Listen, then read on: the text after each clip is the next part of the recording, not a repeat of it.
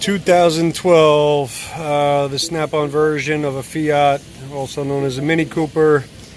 Come in here, this car is a no start, got towed in, and the complaint was no spark. We crank it over, we got nothing there. Had RPM that was up here on the scan tool, on the Autologic. I'm gonna run you guys into this after I was actually already done with the diagnosis. So let me, we'll come back to this part of it here, but this car's got 34,000 miles. Yeah, 34,000. Nice little miles on there. So the very first thing we started to look at there was out there at the ignition coils. And if I go down to the ignition coils, in this case here, powertrain management, I'll go into engine electronics, go into ignition coils. Gives me a couple of diagrams here. Very first thing I see is the junction box is grounding a relay, and there's a fuse number 10 up top there. That's a 15 amp fuse, and that'll be located in the fuse power distribution box that's outside under the hood. Why this all couldn't fit on one page, I don't know. But anyhow, though, that's going to be our feed, though. So it goes out through the relay, that's fused, through the PCM, so that way, just in case the short happens, you know, somewhere over here, that it heats up inside here first and then pops the fuse. See, that's brilliant. That's German engineering at its finest. And there's our ignition coil here. Now, we had no power at all out there on that green wire, so my control was going back over to here to this relay. So that relay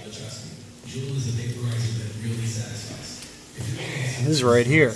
This is going to be our actual relay. I don't know what the heck they want to label it. It's just got a position out there.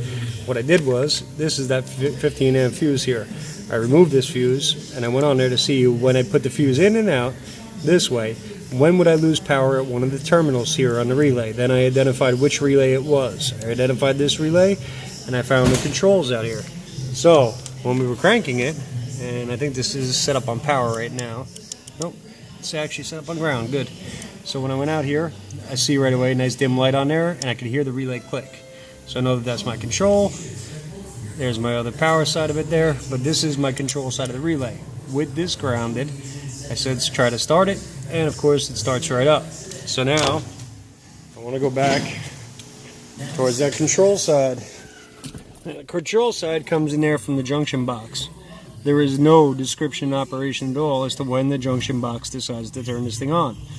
So I said, all right, well, we're going to go down here and we're going to take a look at our junction box down yonder and see if we can locate that control wire. And that's kind of where I'm at. So we're going to go down into that control box and we're going to see which one it is.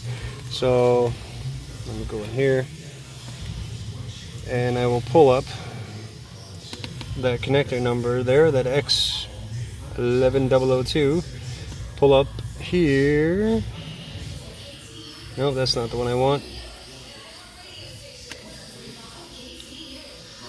Is it this one here? Yes, it is. So here's our fuse box. This is the top of the car. That's the bottom of the car. So they're just showing it at a different level there. So you have to pull off that inner fender, that inner door sill, and that little cover that comes over here, and then we're going to identify the one down there at the bottom. Let's go work our way around.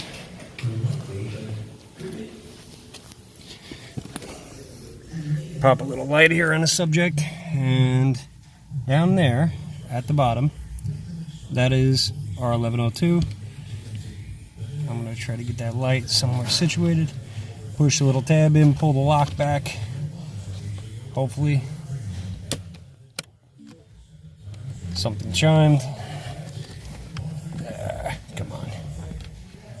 Another piece of brilliant engineering. They have it right up against the tab right here, so that when you push it in, or when you go to unlock it, it hits right into this piece. So unlock that, and as I expected, it is another German fish tank.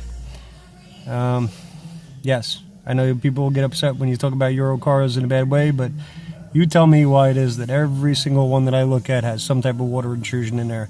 So we got water intrusion. I don't see anything above it or dripping down on top of the relay that sits right above that. So there's the relay. Let's try to get that light so it's not blinding, but I don't see any water coming around here, so it doesn't look like it dripped in that way. And I don't see anything really on the top of it either. So how'd the water get there? There's no signs of water down below, nothing like that. My guess is it's wicking down off of one of these wires back here and going into the fuse box. So by pulling off each one of the connectors on here, I'm sure I'll identify which one it is, the ones that come down from the top of the dash. To do that though, I'll have to also lift this box out because I believe there's one connector on the back of it. But there's a no start, no spark caused by water intrusion in a 2012 Mini Cooper. In this case here though, that terminal that's inside this second one in, or I'm sorry, the second white one in, that's, oh, I'm counting it wrong. 1, 2, 3. Sorry, I'm looking through the viewfinder. Third one in over here, there's almost nothing left of the terminal on the inside of this. So it's going to get a new repinning of the terminals and a new junction box and identify where that water actually came from. But that's going to be the end of this thing. Have a good day.